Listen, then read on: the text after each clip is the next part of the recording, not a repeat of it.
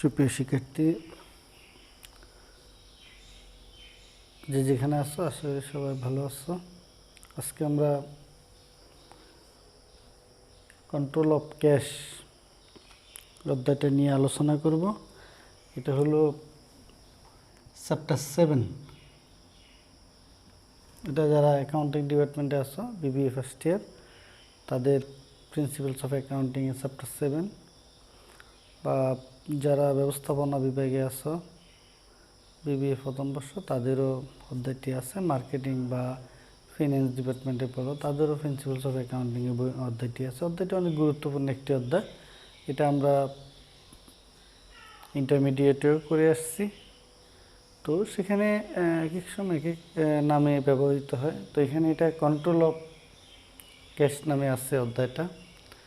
তো আমরা জানি যে ক্যাশ একটি গুরুত্বপূর্ণ ইনস্ট্রুমেন্ট। ব্যবসা পরিচালনা করতে গেলে সর্বাধিক ক্যাশ টাকারই প্রয়োজন হয়, এবং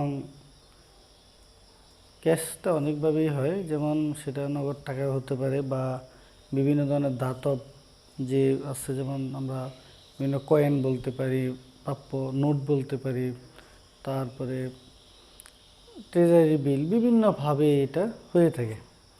তো এখানে ক্যাশ কন্ট্রোলের ক্ষেত্রে একটা গুরুত্বপূর্ণ বিষয় হলো যে ইন্টারনাল কন্ট্রোল বলে একটা কথা আছে। অনেক সময় আমরা জানি যে বিজনেসের অভ্যন্তরীণ যে বিষয়গুলো আছে, যাতে মানে বিভিন্ন ধরনের তহবিল তছরুপ বা অন্যান্য জিনিস না হতে পারে, সেজন্য যে বিজনেসের ভিতরে যে কন্ট্রোল করা হয় বিভিন্নভাবে, এটাই ইন্টারনাল কন্ট্রোল হিসেবে আমরা জানি। তো সেখানে আর একটু বিষয় আমি ক্লিয়ার করে দিব। সেটা হলো যে আমরা এই অধ্যায়ের মধ্যে যেটা শিখব সেটা হলো যে এখানে অনেকগুলো বিষয় আছে। সেটা হলো যে ইন্টারনাল কন্ট্রোলের মেইনলি উদ্দেশ্যগুলো কি কি। তার মধ্যে একটা হলো প্রতিষ্ঠান সম্পদ চুরি নষ্ট হওয়া থেকে রক্ষা করা, অপ্রয়োজনীয় খরচ বাবদ প্রয়োজনীয় খরচকে শনাক্ত করা, বিভিন্ন পলিসি গ্রহণের মাধ্যমে দক্ষতা বৃদ্ধি করা। কারণ কন্ট্রোল অফ ক্যাশ বলতে ক্যাশ বিজনেস করতে গেলে আমরা জানি ক্যাশ টাকার প্রয়োজন হয়। তো ক্যাশ তো লাগবেই, কিন্তু ক্যাশটা যাতে অপ্রয়োজনীয় ভাবে যাতে নষ্ট না হয়, সেটাকে নিয়ন্ত্রণ করাই হলো কন্ট্রোল অফ ক্যাশের কাজ। কন্ট্রোল অফ ক্যাশ এর মধ্যে আমরা সর্বাধিক যেটা ব্যবহৃত হয় সেটা হলো, আমরা জানি bank reconciliation statement. Bank reconciliation স্টেটমেন্টটা এখানে অনেক গুরুত্বপূর্ণ একটা বিষয়। সেটা হলো যে ব্যাংক রিকনসিলিয়েশন স্টেটমেন্টের মাধ্যমে মানুষের যে ব্যবসা পরিচালনা করতে গেলে তার টাকার প্রয়োজন, এবং সেই টাকাটা বিভিন্নভাবে লেনদেন হয়, সেটা জন্য একটা মূল যেই প্ল্যাটফর্ম সেটা হলো ব্যাংক। কারণ মানুষ যে লেনদেন করে, অনেক সময় বাকিতে পণ্য বিক্রি করে বা বাকিতে পণ্য ক্রয় করে, পরবর্তীতে টাকাটা পরিশোধ করে বা পাওয়া যায়, বা অনেক দূরে একজনের কাছে পণ্য বিক্রি করলো, সেখানে দেখা গেল সে নগদ টাকা দিল না, সে দূরে কোথাও থাকে, পরবর্তীতে সে ব্যাংকে টাকাটা পরিশোধ করে দিল। তাহলে ব্যাংক স্টেটমেন্টের ব্যাংকের প্রয়োজন হয়। প্রতিটা মানুষে যারা ব্যবসা করে তারা ব্যাংকের মাধ্যমে লেনদেন করে, বা উদ্বৃত্ত অর্থ ব্যবসায়ের, সেটা ব্যবসায় না রেখে, ব্যবসায় রাখলে চুরির হতে পারে, ওই জন্য সে বাইরে জমা রাখে। তো এই জন্য ব্যাংকের প্রয়োজন হয়। কিন্তু ব্যাংকের যখনই ব্যাংকের সে লেনদেন করতে যায়, তখনই তার কিছু বিষয় হয়ে দাঁড়ায়। সেটা হলো যে সে যখনই ব্যাংকে টাকা রাখে, তখন ব্যাংকের সাথে তার যে একজন আমানতকারী, তার বিভিন্ন ধরনের গড়মিল দেখা দেয় হিসাবের। কীরকম গড়মিল দেখা দিতে পারে? অর্থাৎ একজন আমানতকারী যদি টাকা জমা রাখে, তাহলে তার ওই টাকাটার যে একটা নির্দিষ্ট সময় পরে দেখা গেছে যে ব্যাংকের সাথে ওই আমানতকারী একটা গড়মিল দেখা দিতে পারে। গড়মিলটা কীরকম হতে পারে? অর্থাৎ আমানতকারী যেই টাকাটা জমা দিবে, পুঙ্খানুপুঙ্খভাবে হিসাব রাখা সম্ভব নয়, কারণ আমানতকারীর অজান্তে এমন অনেক ঘটনা ঘটবে যেটা ব্যাংক আমানতকারীর পক্ষ হয়ে করবে। প্রতিটা কাজে আমানতকারীর পক্ষেই ব্যাংক করে। তো সব এনটিকে ব্যাংক আমানতকারী হিসাব রাখা সম্ভব না, যেই জন্য একটা নির্দিষ্ট পিরিয়ডের শেষে গড়মিল দেখা যায়, ওইটাকে আমরা সংশোধন করি। তো এখানে আমি যেটা দেখাচ্ছি সেটা হলো ব্যাংক রিকনসিলিয়েশন স্টেটমেন্টের মধ্যে দুটো ভাবে আমরা অঙ্কটা করে থাকি। একটা হলো সিঙ্গেল ব্যালেন্স মেথড বা একক জের পদ্ধতি, আরেকটা হলো কারেকশন বা বোথ সাইড ব্যালেন্স মেথড বা উভয়ের পদ্ধতি। এই দুটো পদ্ধতিতেই ব্যাংক রিকনসিলিয়েশন স্টেটমেন্ট করা হয়। এটা একটা কন্ট্রোল অফ ক্যাশের মতোই, কারণ টাকাটা যাতে চুরি না হয় বা ক্ষতি না হয় সেটা কন্ট্রোল করার জন্যই এই ব্যাংক রিকনসিলিয়েশন স্টেটমেন্ট। তো আমরা এটা জানি যে আমরা যখন ইন্টারমিডিয়েটে পড়েছি অ্যাকাউন্টিং, সেখানে আমরা দেখেছি যে সিঙ্গেল ব্যালেন্স মেথডটা সেখানে বেশি প্রচলিত হয়। আবার আমরা এখানে যে অঙ্ক করব বা বিবিএ, সেখানে এই দ্বিতীয়টা কারেকশন মেথডটা বেশি ব্যবহৃত হয়। তো কেন এটা হয় এবং কোন ক্ষেত্রে উভয়ের বা কোন ক্ষেত্রে, এটা আমি আলোচনা করব। এই সেশনে শুধু এই আলোচনাগুলোই আমি করব, অঙ্ক করব না।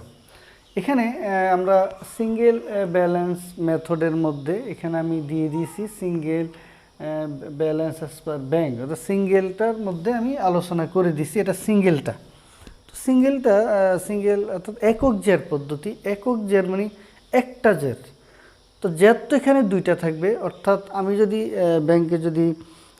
ব্যাংকে কোনো অ্যাকাউন্ট খুলি, তাহলে আমার নামে ব্যাংকে একটা হিসাব হয়ে যাবে, তাহলে সেটা একটা হিসাব ব্যাংক একটা পক্ষ থাকবে যে আমার লেনদেনগুলো করবে।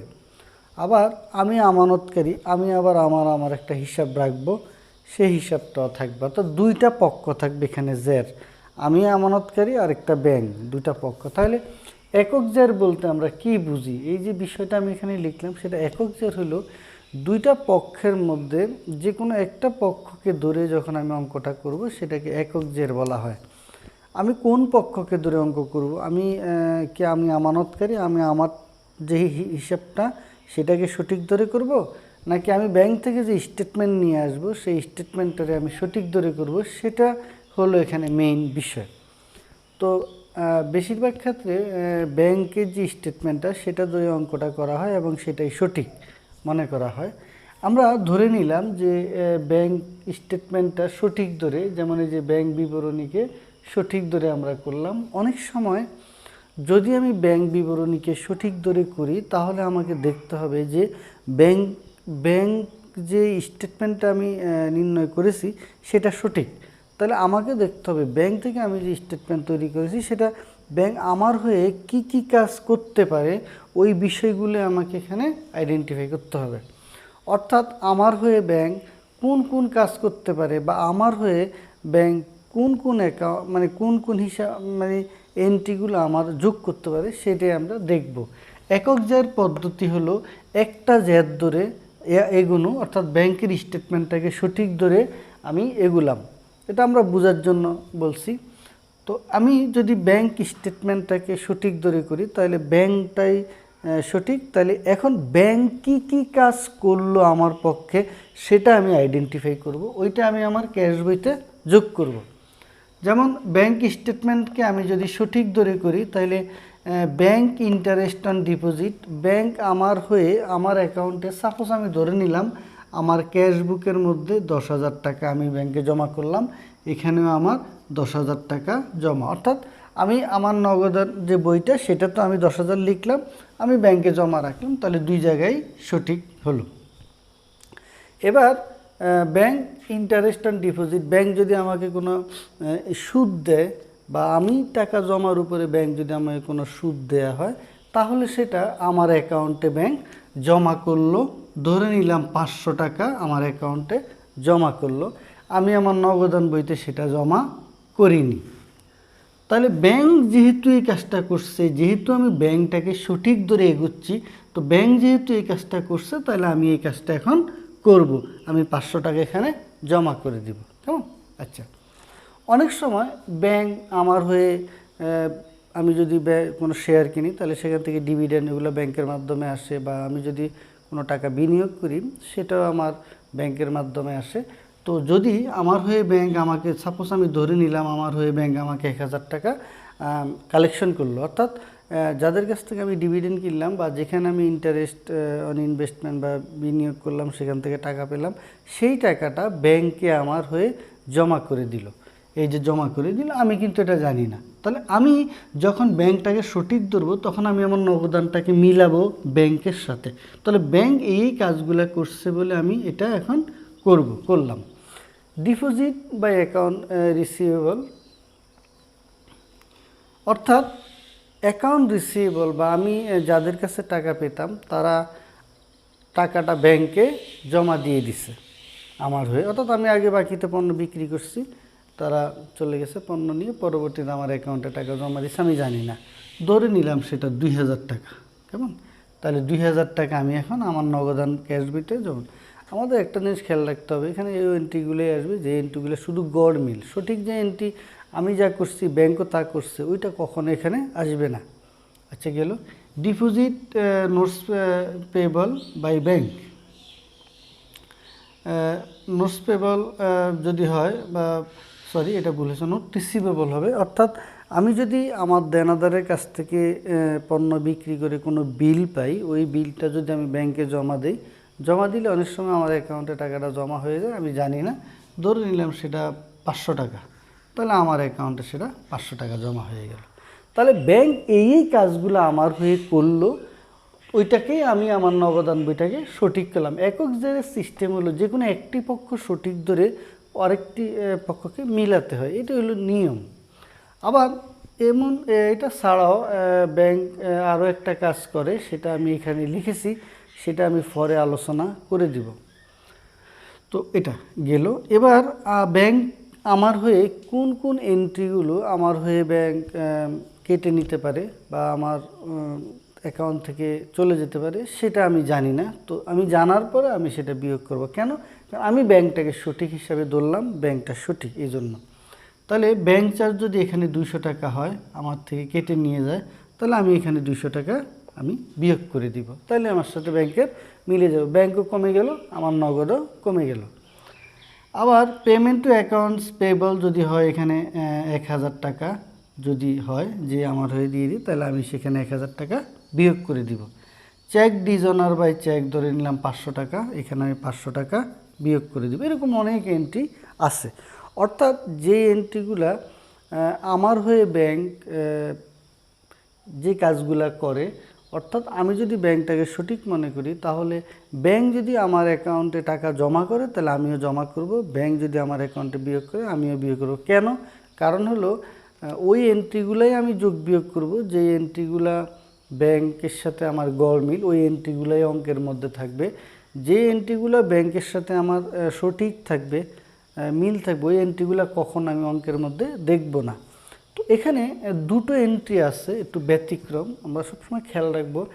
এই কাজটা, এই এন্ট্রিগুলো ব্যাংক আমার হয়ে অলরেডি জমা করেছে, এই জন্য আমি জমা করলাম, এটা সঠিক, ব্যাংক করেছে। এই এন্ট্রিগুলো আমার হয়ে ব্যাংক বিয়োগ করেছে বা আমার অ্যাকাউন্ট থেকে কেটে নিয়ে গেছে, আমি করলাম। কিন্তু সেখানে আমাদেরকে খেয়াল রাখতে হবে দুটো এন্ট্রি, সেখানে ওই দুটো এন্ট্রি গুরুত্বপূর্ণ। অর্থাৎ এই কাজগুলা কমপ্লিট হয়ে গেছে, এই যে এটা এবং এগুলা, কিন্তু দুটো এন্ট্রি যেগুলাকে আমরা একক জের পদ্ধতিতে আমরা মিলকরণ করি। একক জের পদ্ধতিটা হলো মিলকরণ করা, বা এটাকে একটা নির্দিষ্ট অ্যাকাউন্টিং পিরিয়ডের শেষে এটাকে মিলকরণ করা, বা এটাকে কি বলবো যে সংশোধন করা না, এটা হলো উভয় জেরকে মিলানো। কেমন? এটা আমাদের খেয়াল রাখতে হবে। এবার আমরা যেটা করব সেটা হলো দুটো এন্ট্রি এখানে আছে, এই দুটো এন্ট্রির একটা এন্ট্রি আমি এখানে লিখব। এটা যেমন, এটা আমি স্টার দিয়ে লিখি, যেমন cheque issued but not present in bank, ব্যাংকের মধ্যে প্রেজেন্ট হয় না, যেটা হলো যেটাকে আমরা বাংলায় বলি চেক ইস্যু করা হয়েছে কিন্তু কিন্তু উপস্থাপিত হয়নি। এটা অনেক গুরুত্বপূর্ণ একটা এন্ট্রি। আমি এটা যদি দেখি যে আমি যখন কাউকে চেক দিয়ে দিলাম, তখন আমি আমার নগদান বইতে আমি সেটা বিয়োগ করলাম, নগদান বইতে আমি বিয়োগ করলাম, ধরে নিলাম 1000 টাকা। আমি কাউকে চেক দেওয়ার পরে ধরে নিলাম আমি তাকে চেকটা যখন দিয়ে দিলাম, আমি আমার নগদান বই থেকে 1000 টাকা বিয়োগ করে দিলাম। তো একটা নির্দিষ্ট পিরিয়ড শেষে ব্যাংক থেকে আমার ওই 1000 টাকা আর যায় নাই, কারণ সে ব্যাংকে যায়ও না, সে আমার অ্যাকাউন্টে টাকা কেটেও নেয় নাই। আমি এখানে আরও একটু ক্লিয়ার করে দিচ্ছি। অর্থাৎ আমি যখন 1000 টাকা আমার নগদান বইতে মাইনাস করে আমি যাকে চেকটা দিয়ে দিলাম, সে চেকটা নিয়ে চলে গেল। কিন্তু একটা নির্দিষ্ট সময় পরে সে যদি চেকটা ব্যাংক থেকে নিয়ে যায়, তাহলে আমার নগদান বইও কমে গেল, আমার ব্যাংকও কমে গেল, তাহলে কোনো সমস্যা নেই। কিন্তু দেখা গেছে ইস্যুকৃত চেক বা চেক ইস্যু করা হয়েছে কিন্তু উপস্থাপিত হয়নি। তার মানে আমি তো চেকটা এখান থেকে দিয়ে দিলাম, তাই না? কিন্তু চেকটা ব্যাংকে থেকে যায় না, অর্থাৎ চেকটা ব্যাংকে নিয়ে দেনাদার চেকটা ব্যাংকে জমাই দেয়নি, চেকটা ব্যাংকে যায় না। তো এটা আমাকে এখন কি করতে হবে? যেহেতু আমি ব্যাংকটাকে সঠিক দরে এগুচ্ছি, তাহলে আমাকে ব্যাংক যা করছে সেটাই করতে হবে। তাহলে ব্যাংক আমার অ্যাকাউন্টে টাকাটা জমা করে না, যেহেতু করে না, তাহলে আমাকে এটা এখন নগদান বইতে আবার প্লাস করে দিলে এটা 0 হয়ে যাবে। তাহলে এটাও 0, এটাও 0, তাইলে এটা কি মিলে যাবে। ঠিক আছে, আচ্ছা গেল এটা, তাহলে এই দুটো অংশ মিলে গেল। তাহলে আমরা এখানে ইস্যুকৃত চেকটাকে আমরা কি করলাম, আমরা যোগ করে দিলাম। তাহলে এখানে আমি আপাত দৃষ্টিতে আমি এটাকে মিলিয়ে নিলাম, কিন্তু আমাকে খেয়াল রাখতে হবে এই ইস্যুকৃত চেকটা আমার এখানে অলরেডি যার কাছে আমি চেকটা ইস্যু করে নিয়ে গেছে। আরেকটা জিনিস হলো যে, আরেকটা বিষয় হলো, আমি যদি কারো কাছ থেকে চেক পেয়ে যাই, তাহলে সাথে সাথে, যেমন এইটা হলো এরকম যে receive cheque but not collected by bank, অর্থাৎ আমি চেক আদায় করলাম, কিন্তু আদায়কৃত চেক কিন্তু ব্যাংকে এখনও জমা হয়নি, বা receive cheque but not deposit collected not deposit by bank, অর্থাৎ ব্যাংকে এখনও জমা হয়নি। এর মানে হলো আমি যদি 1000 টাকার একটা চেক গ্রহণ করি, 1000 টাকার একটা চেক গ্রহণ করি, তাহলে আমি আমার নগদান বইয়ের মধ্যে আমি লিখে দিছি 1000 টাকা আমার পেয়ে গেলাম, কিন্তু ব্যাংকের মধ্যেও সেটা 1000 টাকা জমা হওয়ার কথা, তাহলে আর কোনো প্রবলেম নেই। কিন্তু ব্যাংকে সেটা জমা হয়নি, যেহেতু ব্যাংকে জমা হয়নি, তাহলে যেহেতু আমি ব্যাংকের সাথে আমি মিলকরণ করছি, তাহলে আমাকে সেটা এখন কি করতে হবে, বিয়োগ করতে হবে, বিয়োগ করে 0 করতে হবে। অর্থাৎ আমাকে দেখতে হবে এটা হলো, কিন্তু আমি চেকটা কিন্তু ব্যাংকে জমা দিছি, চেকটা কিন্তু ব্যাংকে আসছে, বাট আমি আপাত দৃষ্টিতে সিঙ্গেল অ্যাসেট যে সিঙ্গেল ব্যালেন্স যেটা, সেটাতে আমি আপাতত মিল করে দিলাম, মানে আপাত দৃষ্টিতে আমি মিলাই দিলাম যে যাতে আমার মিলকরণটা হয়ে যায়। কিন্তু এখানে একটা জিনিস খেয়াল রাখতে হবে, এখানে দুটো এন্ট্রি হলো মেইন, একটা হলো ইস্যুকৃত চেক, একটা হলো আদায়কৃত চেক। যেমন এটাকে আমরা বলি আদায়কৃত চেক ব্যাংক কর্তৃক আদায় হয়নি, আদায়কৃত চেক ব্যাংক কর্তৃক আদায় হয়নি, এটা আমাদেরকে খেয়াল রাখতে হবে। কেমন? ঠিক আছে, তাহলে আমরা অর্থাৎ এই দুটো চেকের কারণেই আমরা উভয়জেরটা করে থাকি, এটা খেয়াল রাখতে হবে। অর্থাৎ ব্যাংকের সাথে আমার ব্যাংক যা করেছে আমিও তা করব, বা আমি যা করছি ব্যাংকটা, কিন্তু বিষয়টা আমার কীভাবে বুঝবো? যদি ব্যাংকটাকে সঠিক দরে করি তাহলে আমি এইভাবে হিসাবটা করব। আর ইস্যুকৃত চেক এবং আদায়কৃত চেক, এই দুটো চেকটা গুরুত্বপূর্ণ। এই দুটোকে আমি যদি এখানে একক জেরে আমি যদি মিলিয়েও দেই, কিন্তু এটা সমাধান নয়। কারণ হলো আমি যাকে চেক দিয়ে দিলাম সে চেক নিয়ে চলে গেছে, বা আমি যার কাছে চেক পেলাম আমি চেকটা ব্যাংকে জমা দিয়ে দিলাম, তাহলে আপাত দৃষ্টিতে এটা কিন্তু মিলকরণ করলাম, কিন্তু এটা ফাইনালি সমাধান নয়। তাহলে আমাদের এই পর্যন্ত একক জেরের পদ্ধতির এইটাই হয় যে একটা পক্ষকে ধরে আমরা সামনের দিকে আগাবো। কেমন? ঠিক আছে, এবার আমরা একক জেরের অঙ্ক আমরা করব না, কারণ আমাদের এই অঙ্কটা পরীক্ষা আসার সম্ভাবনা নেই। এবার আমরা উভয় জের করব, যেটা নাকি যেমন বোথ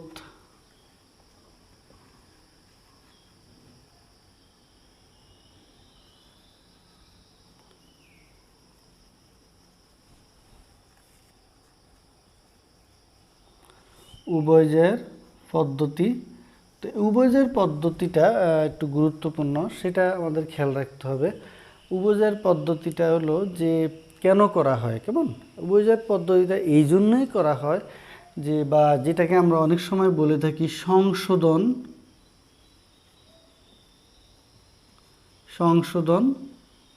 পদ্ধতি। সংশোধন মানে কি, কেন সংশোধন করব?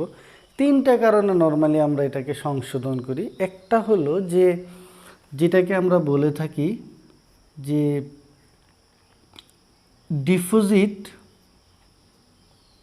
ইন ট্রানজিট বা পথিমধ্যে জমা অথবা যেটাকে বলা হয় রিসিভড চেক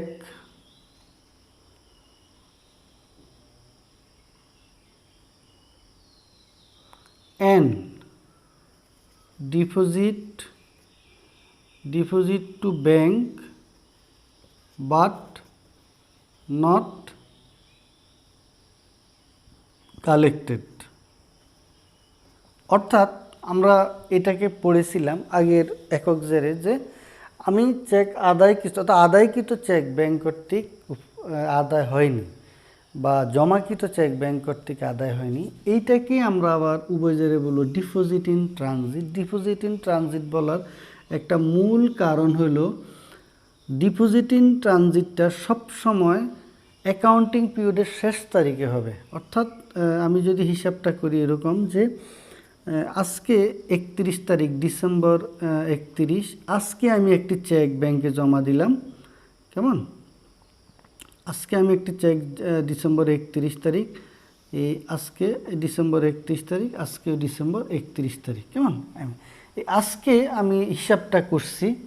তো যখন আমি চেকটা 1000 টাকার চেকটা ব্যাংকে নিয়ে আমি জমা দিলাম, এই চেকটা এই 31 তারিখ ডিসেম্বর, এটাকে আমি জানুয়ারি লিখব, এটা ডিসেম্বর। আচ্ছা, আমি এক বছরের এখানে দিব না, ডিসেম্বরের 31 তারিখ আমি 1000 টাকা আমি জমা দিলাম, কেমন? জমা দিলাম, কিন্তু ডিসেম্বরের 31 তারিখ যদি এই চেকটা আমি হিসাবটা এখানে করছি। তো আজকে আমি যদি চেকটা জমা দেই, কিন্তু চেকটা আজকে জমা দিলে চেকটা আজকে আর আমি পাচ্ছি না, তাহলে চেকটা পাবো কবে? হয়তোবা চেকটা আগামীকাল জানুয়ারি 1 তারিখে আমার অ্যাকাউন্টে জমা হবে। তাহলে এটা হলো আমার হিসাব পিরিয়ড মোট 1 বছর। তো আমি আজকে চেকটা জমা দিলে ঠিক জানুয়ারির 1 তারিখে গিয়ে আমার অ্যাকাউন্টে চেকটা জমা হবে। তাহলে এই যে সময়টা একদিন, এই একদিনকে বলা হয় ট্রানজিট পিরিয়ড। এটাকে ট্রানজিট পিরিয়ড, এই জন্য এটার নাম হচ্ছে পথিমধ্যে জমা। অল্প সময় ট্রানজিট মানে অল্প সময় সেখানে অপেক্ষা করবে, এই জন্য এটার নাম হলো ডিপোজিট। অর্থাৎ উভয়জের পদ্ধতিতে বলা হয় যদি চেকটা আমরা যে ডিপোজিট ইন চেক ট্রানজিট বা রিসিভ চেক অর্থাৎ আদায়কৃত চেক ব্যাংক কর্তৃক জমা দেওয়া, এটা আমরা একক জারের ক্ষেত্রে আমরা কোনো রকম এটা মিলকরণ করলাম, কারণ আমরা সেখানে মিলিয়ে দিলাম। তাহলে উভয়জার কেন করছি? উভয়জার হলো ওই যে আমি আপাত দৃষ্টিতে আমি যার কাছ থেকে চেকটা গ্রহণ করে আমি ব্যাংকে জমা দিলাম, সেটা তো ব্যাংকে জমা হয়ে যেতে পারে আগামী দিন। তো আগামী দিন যদি হয়ে যায় তাহলে তো আবার গড়মিল দেখা দিবে। তো যদি হয়ে যায়, জমা হয়ে যায়, তাহলে কি হবে সেটা আমরা কারেকশন পদ্ধতিতে দেখাবো। এরপরে আমরা যেটা করব সেটা হলো যে 2 নম্বরে outstanding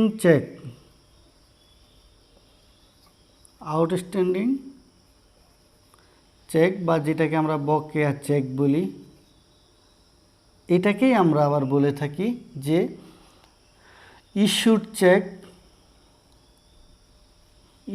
check but not present. অর্থাৎ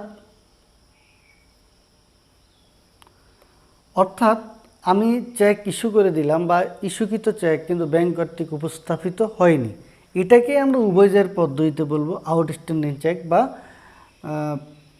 বকেয়া চেক। অর্থাৎ বকেয়া চেক মানে আমি যাকে চেকটা দিয়ে দিলাম সেটা এখনও সে ব্যাংক থেকে তুলে নিয়ে যায়নি, তাইলে সেটা হবে বকেয়া চেক। তো উভয়জের ক্ষেত্রে এই আদায়কৃত চেক এবং ইস্যুকৃত চেক, এই চেকটির জন্যই গড়মিল দেখা দেয়। যাতে এই চেকটাকে কারেকশন করলে কি হয় সেটার জন্যই এই উভয়জের। আরেকটা জিনিসের জন্য উভয়জের আমরা করে থাকি, সেটা হলো এরর। এটা খুবই ইম্পর্ট্যান্ট একটা এন্ট্রি, এরর। এই এররটা ব্যাংকও ভুল করতে পারে বা একজন আমানতকারীও ভুল করতে পারে। একটা হলো ডিপোজিটর এরর, আরেকটা হলো ব্যাংক। দুটো পক্ষই ভুল করতে পারে। ওই ভুলগুলোর জন্য আমরা মূলত উভয়জের, অর্থাৎ আমরা যখন একক জের করি, একক জেরের মধ্যে এমন কিছু এন্ট্রি আছে যে এন্ট্রিগুলা একক জের হলো আপাত দৃষ্টিতে আমার সাথে ব্যাংকের বা ব্যাংকের সাথে আমার মিলানো, এটা হলো একক জেরের কাজ। উভয় জেরের কাজ হলো যে সংশোধন করে দেওয়া, যাতে পরবর্তীতে আর এই ভুলটা না হয়। তাহলে একক জেরের ক্ষেত্রে কিছু কিছু এন্ট্রি আছে যেগুলোকে আমি আপাত দৃষ্টিতে ব্যাংকের সাথে মিলিয়ে দিই। আর উভয় জের হলো ওই যে এন্ট্রিগুলা, অর্থাৎ আমি যদি কারো কাছ থেকে চেক গ্রহণ করি, ব্যাংকে জমা দেই, আমি এখন দেখালাম যে সেটা ব্যাংকে যেহেতু জমা হয় নাই, তাহলে ব্যাংকটা সঠিক, আমি বিয়োগ করলাম। কিন্তু আসলে যদি পরবর্তীতে সে ব্যাংক থেকে টাকাটা তুলে নিয়ে যায়, তাহলে আবার গড়মিল দেখা দিবে। এই এন্ট্রিগুলোর জন্যই আমরা মূলত এটা করে থাকি উভয়জের। আরেকটা হলো আমি যদি কাউকে চেক দিয়ে দিলাম, কিন্তু আমি দেখালাম যে আমি যোগ করলাম, কিন্তু পরবর্তীতে সে যদি চেকটা ব্যাংক থেকে নিয়ে বিয়োগ হয়ে যাবে, তাহলে আবার গড়মিল দেখা দিবে। যদি কোনো ভুল হয় তাহলে আমরা নর্মালি এই 3 ধরনের এন্ট্রির জন্য আমরা উভয়জের করে থাকি। আর উভয়জেরও হলো এরকম 2টা পক্ষই থাকবে, ব্যাংক এবং তো একটা পক্ষ আমরা অলরেডি কিছুক্ষণ আগে করে আসছি। তো এটা হলো আমি পরবর্তী যে সেশন, সেখানে আমি তোমাদেরকে অঙ্কের মাধ্যমে বুঝিয়ে দিব কিভাবে আমরা উভয়জের পদ্ধতিটা করব এবং করব। আশা করি তোমরা সাথেই থাকবা। সবাইকে ধন্যবাদ।